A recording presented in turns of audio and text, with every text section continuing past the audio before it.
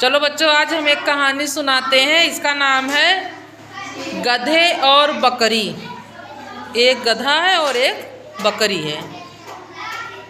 एक किसान के पास एक गधा और एक बकरी थी। क्या था? एक गधा और एक बकरी। किसान गधे से दिन भर काम करवाता था। किसान जो था वो गधे से दिन भर काम करवाता था।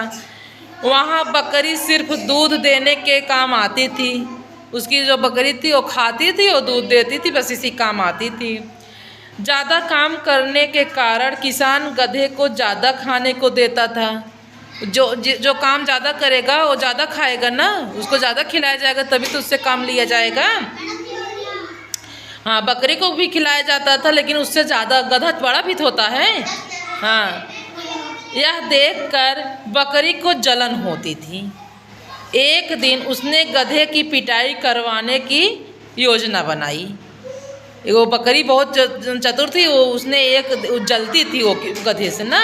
उसने एक दिन उसको पिटवाने के लिए एक उपाय बनाया। वह गधे के पास जाकर बोली, गधे भाई, कितना काम करते हो तुम। कल तुम बीमार होने का नाटक करना, इससे तुम्हें एक दिन की छुट्टी मिल जाएगी।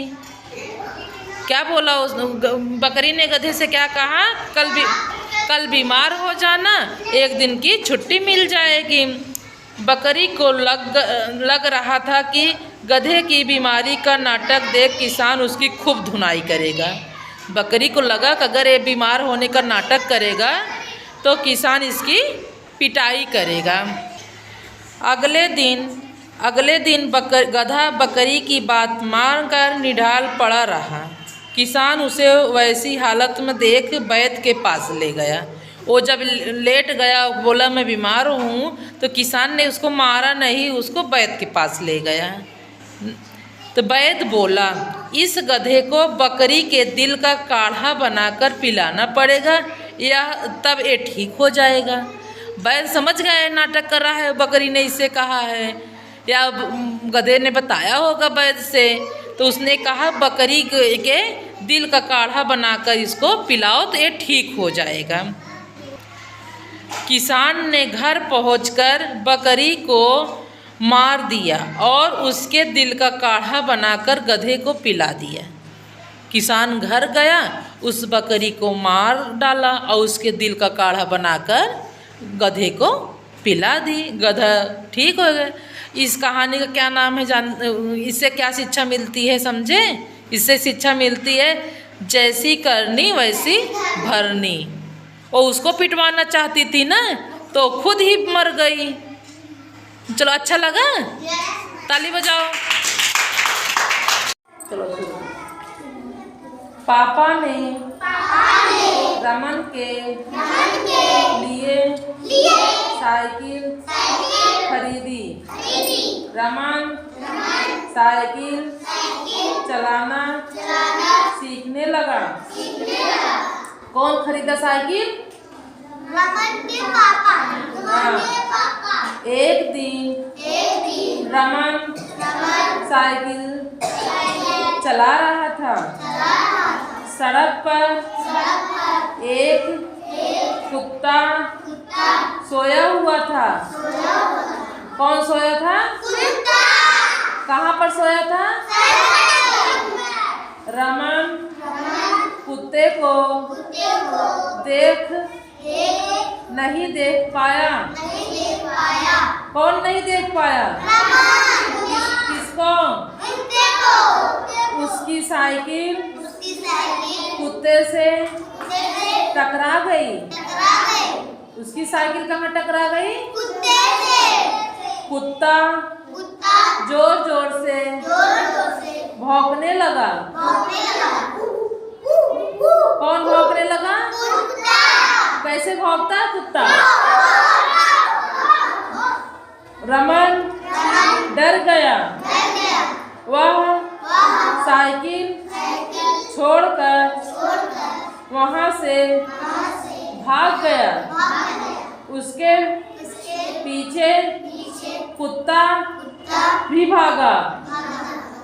अच्छा लगा? चलो ताली बजाओ।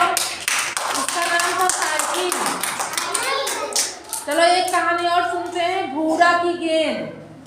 किसकी गेंद? भूरा की। एक किसान के पास बड़ा सा खेत था।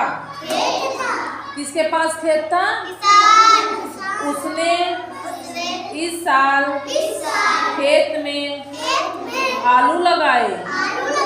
क्या लगाए? कहाँ? जमीन से आलू खोदने का समय आ गया था। किसान कमजोर था और आलू जमीन से खोदना उसके बस में नहीं था। किसान कमजोर था और आलू जमीन के नीचे होती है, आलू ऊपर, आलू जमीन के नीचे होती है और कमजोर है। किसान कैसे खोदे इसको? भूरा कुत्ता उसके खेत के बगल में रहता था। एक कुत्ता था, उसका नाम भूरा था और उसके खेत के बगल में रहता था। आज भूरे की गेंद खो गई। भूरा गेंद खेलता था वो कुत्ता और उसकी खो गई उसकी गेंद। वह किसान के खेत में गेंद ढूंढने जा पहुंचा। कहाँ पहुंचा? क्यों गया? गेंद ढूंढने। भूरा ने किसान से पूछा कि मेरा गेंद कहाँ गई? भूरा जो था वो किसान से पूछा मेरा गेंद कहाँ गया? उसने भूरा को देखा और कहा गेंद तो जमीन खा गई। कहीं जमीन खाता है गेंद? लेकिन किसान ने भूरा से कहा तुम्हारी गेंद जो है वो जमीन खा गई। अब भूरा ने जमीन को खोदना शुरू कर दिया। क्यों शुरू कर दिया? गेंद ढूंढने के लिए। जमीन से गोल गोल आलू निकलने लगा। जमीन से आलू निकलने लगा। जब भूरा खोदने लगा तो उसने सारा खेत खोद दिया मगर गेंद कहीं नहीं मिली। क्योंकि जमीन थोड़ी खाएगा गेंद, तो कहाँ से मिलेगा वो? किसान ने चुपचाप गेंद निकाली और मेड़ पर रख दी। वो छुपा लिया था किसान ना उसका गेंद, क्योंकि वो कमजोर था, आलू नहीं खोद पा रहा था, इसलिए उसने झूठ बोला कि गेंद छुपा लिया। बोला कि जमीन के अंदर तुम्हारी गेंद है। जमीन ने मिट्टी खा ली तो खोदने लगा, उसमें से बहुत सारा आलू निकला। उसका पूरा खेत जो है आलू का खोद उठा। हाँ, भूरा को गेंद मिल गई और किसान को खेत से क्या मिला? आलू मिल गया। देखो चतुराई किया किसान ने ना। अच्छा लगा? ताली बजाओ फिर। कौवे को भूख लगी थी। वह एक आम के पेड़ पर जा बैठा। कहाँ जा बैठा? पेड़ पर आम लगे हुए थे। उस पेड़ पर एक पीला गुब्बारा भी अटका हुआ था। उस पेड़ पर एक पीला गुब्बारा भी अटका हुआ था। कौवे को वह गुब्बारा एक मोटे आम जैसा लगा। कैसे लगा? मोटे आम। सोचा हो कि आम है ना। गुब्बारे को देखकर कौवे की भूख और बढ़ गई। किसकी भूख बढ़ गई? कौवे की। वह गुब्बारे के पास गया। कहाँ गया? गुब्बारे के पास। जैसे ही उसने खाने के लिए गुब्बारे में चोंच मारी, वह फूट गया। वो गुब्बारा को समझा आम है ना, उसको खाने के लिए वो अपनी चोंच से जैसे मारा और गुब्बारा क्या हुआ? फूट गया फटाक से। फटाक से फूट गया। कौवा डर गया और उड़ गया। वो आम भी नहीं खाने को उसको मिला ना। हाँ। और एक है माही और सुरेश की पतंग। माही और सुरेश की पतंग। माही और सुरेश दोस्त थे। एक दिन दोनों पतंग उड़ा रहे थे। क्या कर रहे थे? दोनों की पतंगें आसमान में बहुत ऊंचाई पर उड़ रही थी। कहाँ उड़ रही थी? तभी तेज आंधी आ गई। क्या आ गई? आंधी। आसमान से सर सर की आवाज आने लगी। कहाँ से आवाज आने लगी? कहाँ से आने लगी? आसमान से। दोनों की पतंगें कभी दाएं कभी बाएं भाग रही थी। कहाँ भाग रही थी? धूल की वजह से कुछ दिखाई नहीं दे रहा था। क्यों नहीं दिखाई दे रहा था? हाँ, धूल की वजह से कुछ दिखाई नहीं दे रहा था। पतंगे फरफराते आपस में फंस गई। फरफराते फराते आपस में फंस गई। दोनों की पतंग फंस कर जमीन पर गिर गई। किसका किसका पतंग था? हाँ, दोनों की पतंग गिरकर नीचे आ गई। अभी देखो एक और कहानी है, चीकू और मीकू।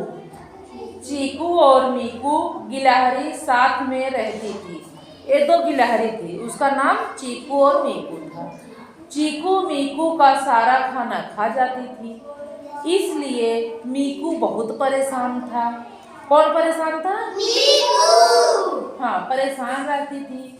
चीकू खाना खा कर बहुत मोटी हो गई थी। कौन मोटी हो गई थी? चीकू। वह इतनी मोटी हो गई कि उससे चला भी नहीं जाता था। कौन मोटी हो गई थी? चीकू मोटी हो गई थी, क्योंकि मीकू का भी खाना खा लेती थी ना। एक दिन चीकू को जोर से भूख लगी। वह चूहे के बिल में खाना ढूंढने गई और फंस गई। क्योंकि वो मोटी थी और चूहा का बिल जो था वो पतला था, वो कैसे घुसती। मीकू दौड़ कर गई और चीकू को खींचकर बाहर निकाला। तब से उसकी दोस्ती गहरी हो गई। अब वह मिलकर खाना खाने लगी। दोनों दोस्ती हो गई ना चीकू और मीकू में। चलो ताली बजाओ भाई।